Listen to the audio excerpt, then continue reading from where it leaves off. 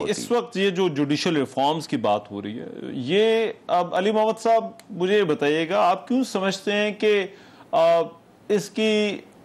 یہ ایک ریئیکشن ہے، انتقامی کارروائی ہے؟ جو ڈاکٹر صاحب بھی بات کر رہے ہیں، اور مجھے بھی یاد پڑتا ہے کہ تحریک انصاف کی جب اپنی حکومت تھی تو آخری سال میں اس پر کافی بات ہوئی ہے کہ ججز کی تعیناتی کے حوالے سے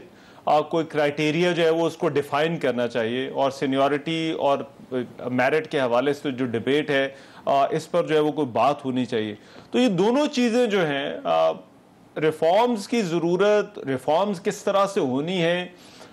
کیوں اس کو جو ہے وہ ایک فیصلے کا رد عمل جو ہے وہ سمجھا جا رہا ہے، نہ کہ اس بڑے سوال کو دیکھا جا رہا ہے جس پر جو ہے وہ تمام سیاسی جماعتیں کبھی نہ کبھی جو ہے وہ بات کر چکی ہیں؟ بسم اللہ الرحمن الرحیم۔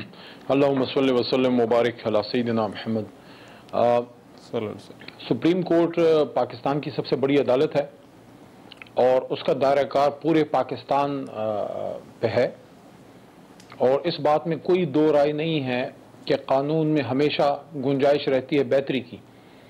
لیکن تین چار باتیں ایسی ہیں کہ میں بحیثیت سیاسی ورکر اور بحیثیت وکیل دونوں کہ یہ سمجھتا ہوں کہ اس وقت یہ ان کاموں کے لیے بالکل مناسب نہیں ہے۔ پہلی بات تو یہ ہے، اور پولیٹیکل بات پہلے کر لیتا ہوں، کہ اس وقت جو امپورٹڈ حکومت مرکز میں بیٹھی ہے وہ صرف اسلام آباد کی حدود تک ہے۔ ان کے پاس نہ پنجاب کا مینڈیٹ ہے، نہ ان کے پاس سندھ کا ہے، نہ ان کے پاس خیبر پختونخوا کا، نہ بلوچستان کا۔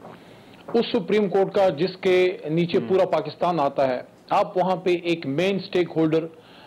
اس کو باہر نکلوا کے اور ایک رجیم چینج کروا کے، وہ جماعت جس کے پاس میجورٹی ہے، جس کے پاس عوام ہے، اور جو کلیم کرتی ہے کہ which is government in waiting, the real government in waiting,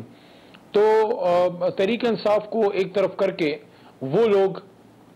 جن پہ کرپشن کے کیسز ہیں، جو نیب پہ حملہ آور ہو کے 1100 ارب روپے کا اپنے آپ کو ریلیف دے چکے ہیں، بہت بڑا NRO اپنے آپ کو خود دے چکے ہیں،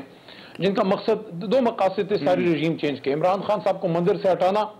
اور دوسرا ان لوگوں کا جس میں بینیفٹ تھا کہ اپنے کیسز ختم کرانا۔ ان کو تو ان کا مل گیا، وہ جو رجیم چینج کرانا چاہتے تھے ان کا مقصد پورا نہیں ہوا، کیونکہ عمران خان کو نیچے گرا کے انہوں نے ان کو اور توانا کر دیا ہے، اور مضبوط کر دیا ہے، ٹاورنگ فگر بنا دی ہے، اور بھی عوام کے ساتھ کھڑی ہو گئی ہے۔ تو پولیٹیکلی مناسب ہوگا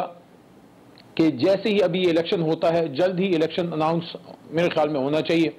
اور جو نئی حکومت آتی ہے چاہے انہی کی کیوں نہ ہو، ویسے اتنی بدقسمت یہ قوم نہیں ہے کہ پاکستان کے تباہ کرنے والے لوگ جو ہیں دوبارہ اتنی جلدی آ جائیں گے، لیکن بہرحال کچھ بھی ہو سکتا ہے جمہوریت میں۔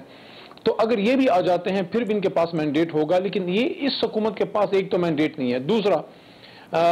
جو ریئیکشنری ایک میجر فوری اگلے دن ہی لے لیا، اور جس طریقے سے ایک ہذیانی کیفیت تھی فیصلے والے دن، ابھی فیصلہ آیا بھی نہیں تھا اور تھریٹ ہو رہا تھا، دھمکیاں دی جا رہی تھیں، اور جو کھلم کھلا جس طریقے سے اشارے اور تھریٹ کیے جا رہا تھا، ظاہر ہے اس میں میرے خیال میں مصدق ملک صاحب جیسے لوگ مائنارٹی میں تھے، انہوں نے ضرور ان کو سمجھایا ہوگا کہ فیصلہ تو آنے دیں،